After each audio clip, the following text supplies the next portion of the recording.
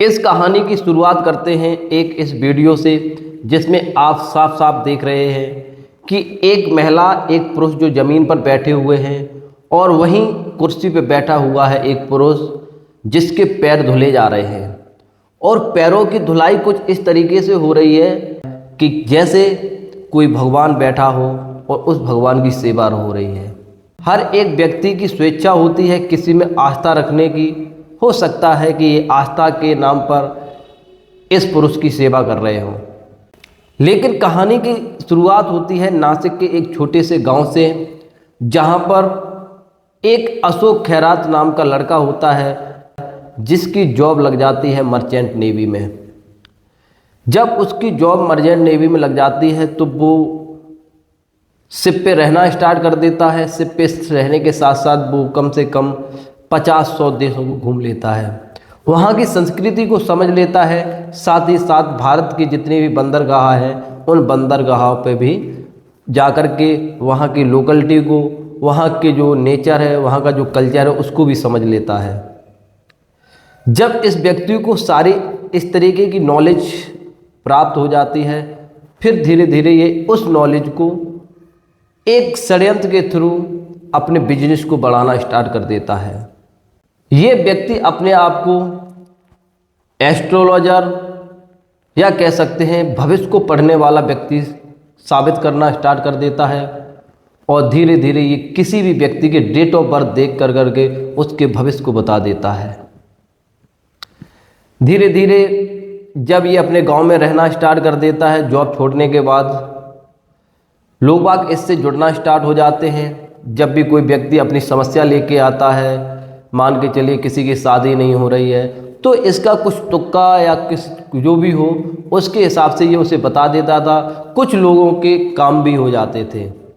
हो सकता है कि 50 लोग इसके पास आए हों और उसमें से 10-20 के काम हो गए हों, लेकिन जितना काम नहीं हुआ है उससे ज़्यादा जिनके काम हो गए हैं उन लोगों ने इसको थोड़ा ऊपर उठाने की कोशिश कर दी। इस चीज़ को ये अच्छे तरीके से समझ चुका था। धीरे धीरे अपने आसपास के एरिया में इसकी अच्छी पकड़ हो गई। फिर इसके बाद इसने निश्चित किया कि अब वो अपने गांव में नहीं, अब वो नासिक में रहेगा। क्योंकि जहाँ जो ये व्यक्ति रह रहा था वहाँ पे गांव देहात क्षेत्र के लोग आते थे, तो इसकी उस तरीके से आमदनी नहीं हो पा रही थी। इसके मन में विचार आया कि अगर शहर में बसा जाए तो वहाँ पे अच्छे अच्छे लोग आएंगे, पैसे वाले लोग आएंगे, तो शायद जो प्रॉफिट होगी वो ज़्यादा हो जाएगी। ऐसे ही विचार लेकर के वो नासिक में शिफ्ट हो जाता है। वहाँ पे एक अपना ऑफिस खोलता है। जब ये नासिक में आ जाता है तब तक ये ज़्यादा प्रसिद्ध नहीं हुआ था, ना ही इसे लोग उतना जानते थे। फिर ऐसा होता है कि समय बदलने में कुछ ज़्यादा समय नहीं लगता है। जब आप एक ही लाइन में काम करते रहते तो धीरे धीरे लोग आपको जानना स्टार्ट कर देते हैं। तो ऐसे ही विधानसभा का चुनाव होता है महाराष्ट्र में। एकनाथ शिंदे को इसके बारे में मालूम पड़ता है, तो एकनाथ शिंदे इसके पास आते हैं और जानकारी के हिसाब से मालूम पड़ता है कि इसने एकनाथ शिंदे को भी कुछ ऐसी चीज़ें बताई थी जिससे उनके कुछ काम हो गए थे। तो जैसे ही वो एकनाथ शिंदे आए तब तक शायद वो मुख्यमंत्री बन चुके थे, तो लोगों को लगा कि एक जो बाबा है उसके पास बड़े बड़े राजनेता आते हैं, तो इसको थोड़ी प्रसिद्धि ज़्यादा मिलना स्टार्ट हो गई। जब एकनाथ शिंदे के जाने के बाद जो उनका पूरा मंत्रिमंडल था, साथ ही साथ जो बड़े बड़े पदाधिकारी थे, IAS, PCS, बड़े बड़े बिजनेसमैन इस बाबा के पास आना स्टार्ट हो गए। जब किसी की प्रसिद्धि बढ़ती है, प्रसिद्धि बढ़ने का मुख्य कारण ये होता है कि जब नेता लोग, बड़े बड़े अधिकारी किसी व्यक्ति के पास जाना स्टार्ट हो जाते हैं तो लोगों को समझ में आने लगता है कि शायद इस बाबा के पास कुछ एक्स्ट्रा है या कुछ स्पेशल है, जब इतने इतने बड़े लोग इसके पास आ रहे हैं। धीरे धीरे इसने उन लोगों का फ़ायदा उठाना स्टार्ट कर दिया। इसने अपने मुख्य टारगेट बनाए बड़े बड़े घरों की महिलाएं, बड़े बड़े घर की बेटियां, बड़े बड़े घर की बहनों को। धीरे धीरे इसका बिजनेस अच्छा खासा स्टार्ट हो गया और इसने फिर नासिक के अंदर एक अपना बड़ा सा दफ्तर खोला और वहीं पे एक बहुत अच्छा मकान भी बनवाया। लेकिन जब व्यक्ति कोई गलत काम करना स्टार्ट कर देता है तो धीरे धीरे उसके पाप का घड़ा भी भर जाता है। ऐसा ही हुआ इस अशोक खैरात के साथ। जब ये चीज़ें ज़्यादा बढ़ने लगीं, क्योंकि बड़े घर की महिलाएं थीं, तो वो डायरेक्ट तरीके से पुलिस में कंप्लेन करने से बचने लगीं। उन्हें लगता था कि अगर ऐसी चीज़ें करेंगे तो हमारी रेपुटेशन कम हो जाएगी, हमारा जो समाज में इज्जत है वो कम हो जाएगी। इस बाबा ने हमेशा उन महिलाओं के साथ गलत किया और उन लोगों की ये वीडियो भी बनाता रहा। जब ऐसी चीज़ें आईं, जब वीडियो ये बनाता था, उसकी फ़ोटो भी बना लेता था, तो ये उन महिलाओं को ब्लैकमेल भी करता था, उन महिलाओं से पैसों की ठगी करता था और अगर आप मुझे पैसे नहीं देंगे तो मैं ये वीडियो वायरल कर दूंगा और आपकी समाज में कोई भी इज्जत नहीं रहेगी। इसकी डर की वजह से काफ़ी महिलाएं चुप रहीं। जब ये नासिक में रह रहा था तो कुछ जो नासिक के आसपास के जो चौकी थे, थाने थे, तो वहाँ के जो पुलिसकर्मी थे वो भी इस बाबा के पास आया करते थे। बाबा से पूछा करते थे, बाबा मेरे पास ये केस आया है, इस केस में जो मुलजिम है वो मिल नहीं रहा है, इस केस में एक चोर है जिसको हम पकड़ नहीं पा रहे हैं। तो बाबा उनके बारे में कुछ बता देता था, जिससे पुलिस वाले भी इसके पास, बाबा के पास आना स्टार्ट हो गए। अब इसकी थाने चौकी तक बहुत अच्छी पैठ बन चुकी थी। इसके संबंध सीएम पद से, मंत्रिमंडल से, बड़े बड़े नेताओं से, दिल्ली में बैठे बड़े बड़े आला कमान से, आईएएस पीसीएस अधिकारी, इन लोगों से बहुत अच्छे संबंध हो चुके थे, जिसके कारण इस पे निगरानी रखना या इसके खिलाफ कोई बड़ा कदम उठाना इतना आसान नहीं था।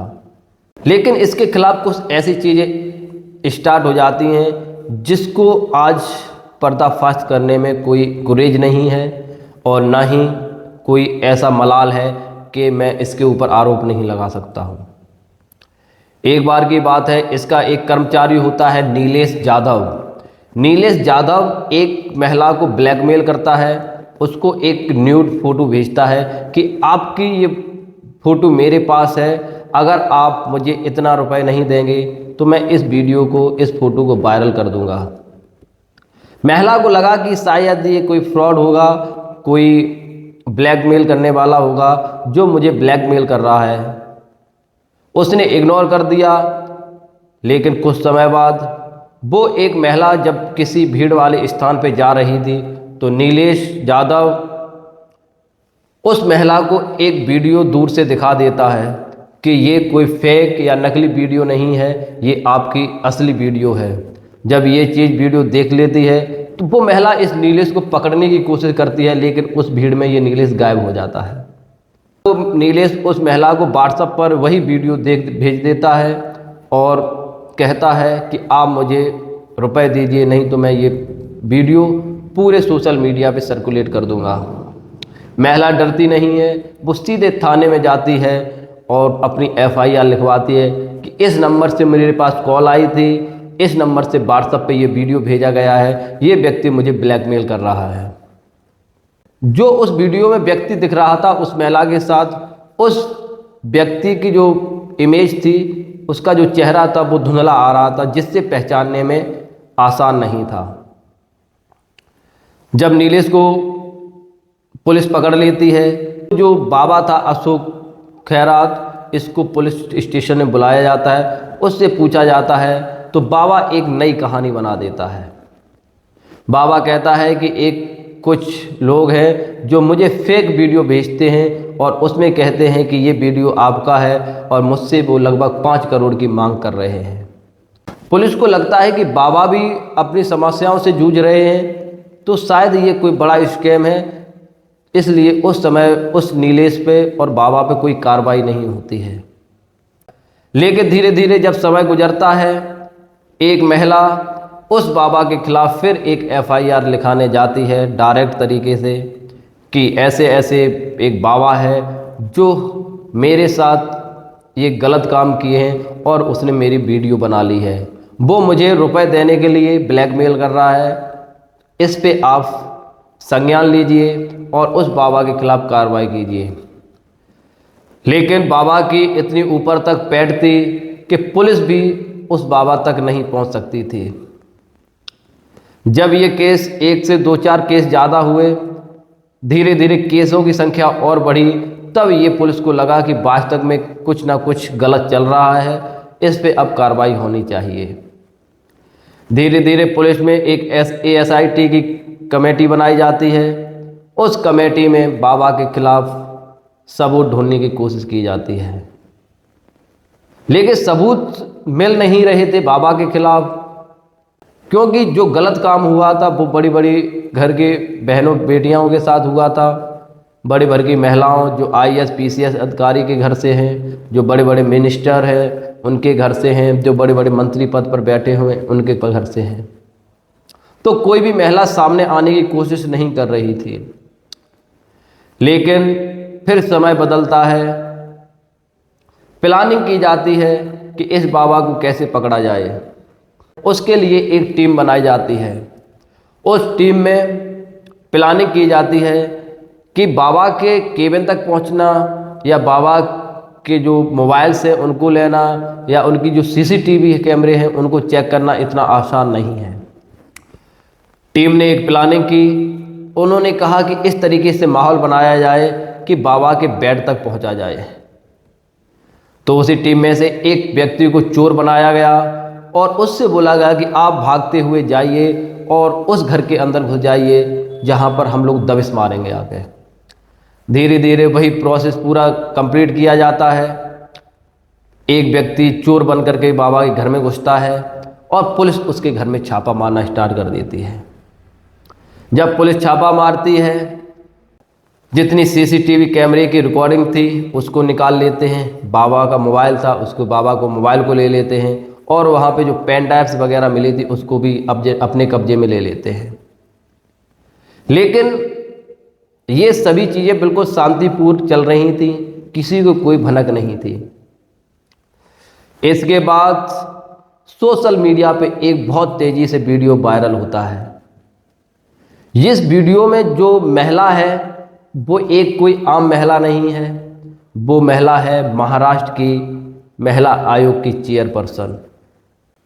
जैसे ही ये नाम सामने आता है, हर व्यक्ति ने, जिस व्यक्ति ने इसके बारे में सुना है उसका दिमाग हिल गया। उसने सोचा एक जो महिला जो महिलाओं की आवाज़ उठाती है, जो महिलाओं के खिलाफ जो गलत चीज़ें हो रही हैं उस पे मदद करती है, उस महिला के साथ भी ये गलत हो जाता है। लेकिन ये गलत होना, इस पे भी रहस्य बना हुआ है, अभी तक इसकी कोई पुष्टि नहीं हुई है। लेकिन सवाल तो बनता है। न्यूज़ में जो खबरें आ रही हैं उसमें बताया जा रहा है कि इस महिला की पार्टनरशिप है उस बाबा के बिजनेस में। ये उसकी कुछ सोसाइटी हैं, उस सोसाइटी में इसके नाम भी हैं।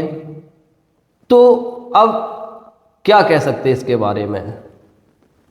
अब इसमें जो आगे जो रिपोर्ट्स आएंगी उससे ज़्यादा क्लियर होगा कि इस महिला का उस बाबा के साथ क्या संबंध है, क्या जो ये महिला आयोग की महिला है वो भी ठगी का शिकार हुई है या कोई और मैटर है। लेकिन सवाल ये है कि जो इतनी पढ़ी लिखी महिलाएं हैं, जो समाज को आईना दिखाती हैं, जो बड़े बड़े मिनिस्टर IAS PCS अधिकारी के घर की महिलाएं हैं, वो भी इस बाबाओं के चंगुल में फंस जाती हैं। अब इसे हम धर्म कहेंगे या इसे धंधा कहेंगे या इसे हम और कुछ कहेंगे। आज की डेट में हम लोग इतने जागरूक हो चुके हैं, जागरूक होने के बावजूद भी हम शिकार हो रहे हैं। मेरा मानना है कि धर्म को धर्म रहने दें, उसे अंधविश्वास में ना पालें। अंधविश्वास में जब लोग आ जाते हैं तो ऐसे ही घटनाएं देखने को मिलती हैं। जब ऐसी घटनाएं सामने आती हैं तो काफ़ी शर्मिंदगी महसूस होती है। जिन्हें हम बाबा कहते हैं, बाबा का रूप एक भगवान का रूप माना जाता है। जब भगवान ही हमारे साथ ऐसा करते हैं तो हम किससे उम्मीद रखेंगे। इस वीडियो के माध्यम से मैं सभी लोगों से गुजारिश करता हूं कि आप धर्म में आस्था रखें, आप धर्म को मानें। मैं ये नहीं कहता कि आपका धर्म क्या है, आपकी जिस धर्म में आस्था है उस धर्म को मानें, लेकिन उन धर्म को चलाने वाले जो बाबा बैठे हैं, जो पुरुष वहाँ पर बैठे हैं, उनको पहचानें वो किस प्रवृत्ति का है, क्या वास्तव में वो धर्म की ओर ले जा रहा है या वो अधर्म की ओर ले जा रहा है। जो भविष्य बताने वाले होते हैं, जो तांत्रिक क्रियाओं करके काम करना स्टार्ट करते हैं, जिनको बहुत सारी ऐसी चीज़ें करते हैं, उन बाबाओं से बच के रहें। ये बाबा नहीं है, बाबा वो होता है जो वास्तव में धर्म की ओर ले जाए, जो समाज में हित की बात करे, जो समाज को बढ़ाने की बात करे। ऐसे बाबाओं का अनुसरण करें, किसी के इस लालच में नहीं आए कि वो हमारा उस बाबा के पास जाएंगे, वो उसके जाने से, उसके मंत्र के थ्रू, उसके हवन के थ्रू हमारे ये काम बन जाएंगे। ऐसा बिल्कुल नहीं होता है। इसको पहचानने की कोशिश करें। अगर आप ये चीज़ें नहीं समझेंगे तो ये घटनाएं वास्तव में बनी रहेंगी और अलग अलग घटनाएं अलग अलग जगह से आती रहेंगी। तो पढ़े लिखे होने के साथ साथ आप समाज को आईना दिखाएं, बाबाओं के चंगुल में ना आएं, बाबाओं को अपना भगवान ना माने। भगवान और ही कोई होता है, ना ये भगवान से मिला सकते हैं। ये सिर्फ आपके पैसे, आपकी इज्जत आदि से खिलवाड़ कर सकते हैं।